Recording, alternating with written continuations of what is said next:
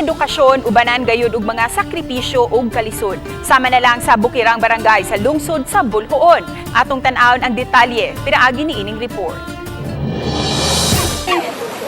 Higot tayo mo. Ay! Diyos ko, Lord!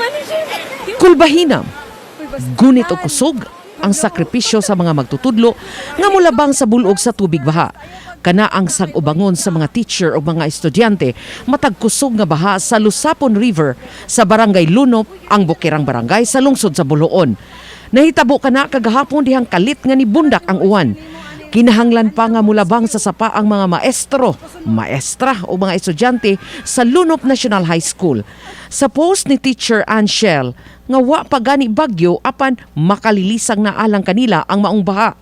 Aduna untay footbridge ang lugar apan nagusbat paglampurnas ni atong bagyong Udet.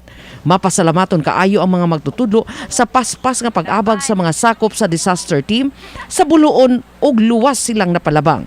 Taliwa sa kahadlok, makita gihapon ang kadasig sa mga magtutudlo nga huptan ang gipanumpaan nilang responsibilidad o serbisyo punan sa maabtikon nga pag-rescue usab sa mga sakop sa MDRRMO Bulhoon sa mga estudyante.